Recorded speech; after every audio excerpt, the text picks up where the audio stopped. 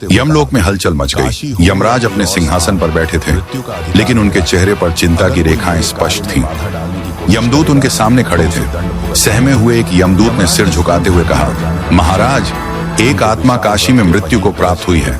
हमने कई बार उसे पकड़ने का प्रयास किया, लेकिन एक अदृश्य शक्ति हमें रोक रही है। यमराज की भौहें तंग गईं। उन्होंने कठोर स्वर में पूछा, कैसी शक्ति?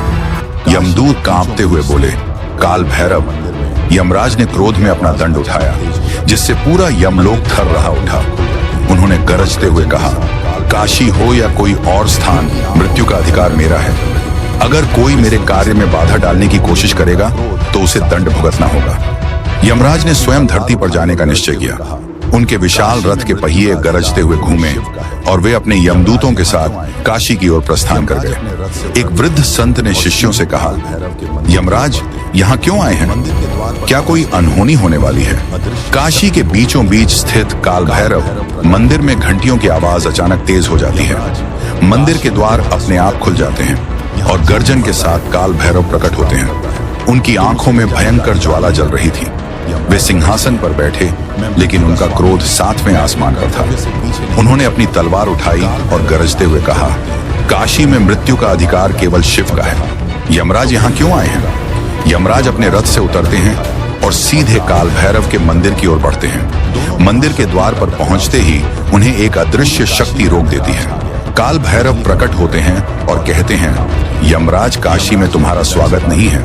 यहाँ जो भी मरता है वह मोक्ष प्राप्त करता है। तुम उसे ले जाने का अधिकार नहीं रखते। यमराज गरजते हैं, मैं मृत्यु का स्वामी हूँ। मैं अपने कर्तव्य से पीछे नहीं हट सकता।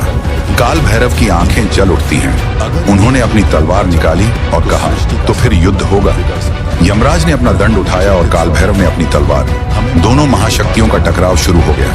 पूरी काशी में अंधकार छा गया। बिजली कड़कने लगी और पृथ्वी कांप उठी। यमराज ने अपने दंड से वार किया, लेकिन काल भैरव ने उसे अपनी तलवार से रोक दिया।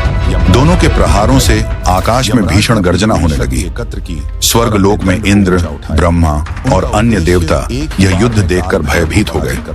इंद्र बोले, अगर यह युद्ध लंबा चला तो सृष्टि का संतुलन बिगड़ सकता है। ब्रह्मा ने चिंतित स्वर में कहा, हमें महादेव के पास जाना होगा। केवल वे ही इस महायुद्ध को रोक सकते हैं। काल भैरव ने अपनी शक्ति बढ़ा दी। उन्होंने यमराज पर आक्रमण किया, जिससे यमराज का मुकुट दूर जा गिरा। पहली बार यमराज भयभीत दिखाई दिए। यमराज ने अपनी पूरी शक्ति एकत्र की और अपने दंड को ऊंचा उठाया। उनका उद्देश्य एक ही बार में काल भैरव को पराजित करना था। यमराज की चाल विफल होते ही काल भैरव ने प्रचंड रूप धारण कर लिया। उनकी आंखों में ज्वाला भड़क रही थी और उनके हाथों में चमचमाती तलवार और डमरू गूंज रहा था। वे सिंह की तरह गरजते हुए यमराज की ओर बढ़े।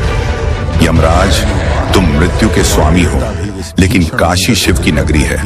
यहाँ का हर जीव शिव का है और शिव की आज्ञा के बिना कोई भी आत्मा तुम्हारे अधीन नहीं होगी। यमराज ने अपने रथ को पीछे खींचा और तुरंत एक दिव्य कवच धारण कर लिया। वे जानते थे कि यह युद्ध आसान नहीं होगा। उन्होंने अपने सबसे शक्तिशाली अस्त्र का प्रयोग करने का निश्चय किया। उनके दंड से एक प्रचंड अग्नि निकली, जिसने चारों दिशाओं को जलाना शुरू कर दिया। काशी जल उठी। गंगा के जल में उबाल आ गया और देवता भी इस भीषण मंजर को देखकर भयभीत हो गए। लेकिन तभी काल भैरव ने अपनी तलवार उठाई और एक ही प्रहार में यमराज की अग्नि को नष्ट कर दिया। यमराज, तुम समझ नहीं रहे हो। यह शिव की नगरी है और यहाँ का हर कण उनके आदेश का पालन करता है। यमराज अब और भी क्रोधित हो गए। उन्होंने अपने यमदूतों को आदेश दिया, काल भैरव को रोको। लेकिन वे यह भूल गए थे कि काल भैरव केवल एक योद्धा नहीं, बल्कि महाकाल के स्वरूप हैं। जैसे ही यमराज के यमदूतों ने काल भैरव की ओर बढ़ने का प्रयास किया, उन्होंने अपनी तलवार घुमाई और चारों ओर एक दिव्य चक्र रच गया। यह चक्र इतना शक्तिशाली था कि यमदूत उसमें फंसकर ध्वस्त होने लगे। काशी के लोग घाटों पर खड़े होकर यह अद्भुत दृश्य देख रहे थे। वे सहमे हुए थे, लेकिन उनके चेहरे पर विश्वास था कि शिव के भैरव अवश्य विजयी होंगे। तभी काल भैरव ने अपने पैरों से पृथ्वी पर प्रहार किया। धरती कांप उठी। यमराज का रथ असंतुलित होकर पीछे हटने लगा। यमराज, यह काशी है। यहाँ शिव का शासन चलता है।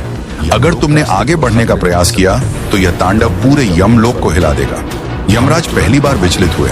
वे जानते थे कि काल भैरव को पराजित करना असंभव है, लेकिन वे हार मानने के लिए नहीं आए थे। स्वर्ग लोक में देवताओं की सभा लगी थी।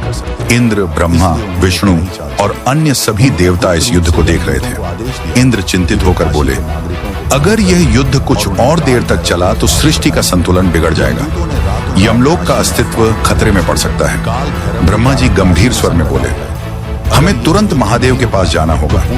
केवल वे ही इस युद्ध को रोक सकते हैं। यमराज को एहसास हो चुका था कि वे सीधे युद्ध में काल भैरव को पराजित नहीं कर सकते, इसलिए उन्होंने एक नई चाल चली। उन्होंने गुप्त रूप से यमदूतों को आदेश दिया कि वे काशी के नागरिकों को भ्रमित करें और उन्हें काल भैरव के खिलाफ भड़काएं। यमदूतों ने रातों रात काशी में अफवाहें फैलानी शुरू कर दी। काल भैरव के कारण काशी में संकट आ गया है। अगर यह युद्ध नहीं रुका तो पूरी नगरी नष्ट हो जाएगी। धीरे धीरे कुछ लोग काल भैरव के पास जाकर प्रार्थना करने लगे, यह युद्ध रोक दीजिए, हमें भय लग रहा है। लेकिन काल भैरव मुस्कुराए और बोले, डरो मत, यह युद्ध सत्य और असत्य का है। सत्य हमेशा विजयी होगा। काशी के कुछ ऋषि मुनि इस युद्ध को रोकने के लिए आगे आए। उन्होंने गंगा तट पर यज्ञ करना शुरू कर दिया और शिव का आह्वान किया, हे महादेव, आप ही इस सृष्टि के पालन करता है, कृपया इस विनाश को रोकें। यज्ञ की अग्नि धधक उठी और आकाश में एक रहस्यमय प्रकाश प्रकट हुआ। जैसे ही यज्ञ की अग्नि प्रज्वलित हुई, कैलाश पर्वत खिल उठा। महादेव स्वयं प्रकट हुए। उनका दिव्य स्वर काशी में गूंज उठा, यमराज, तुम अब भी अपने अहंकार में हो। काशी मेरी नगरी है, यहाँ जो भी प्राण त्यागता है वह मेरे संरक्षण में रहता है। यमराज ने अपने हथियार नीचे कर दिए। वे झुक गए और बोले, महादेव, आपकी आज्ञा सर्वोपरि है, मैं यह युद्ध समाप्त करता हूँ। काल भैरव ने तलवार वापस म्यान में रखी और गर्जना करते हुए बोले, काशी में मृत्यु का अर्थ मोक्ष है और मोक्ष केवल शिव की कृपा से ही प्राप्त हो सकता है। जैसे ही युद्ध समाप्त हुआ, काशी में भव्य उत्सव मनाया गया। लोग खुशी से झूम उठे। घाटों पर दीप जलाए गए और भैरव अष्टमी के रूप में इस दिन को पवित्र मान लिया गया। जिस आत्मा को यमराज पकड़ने आए थे, वह शिव के आशीर्वाद से मोक्ष प्राप्त कर चुकी थी।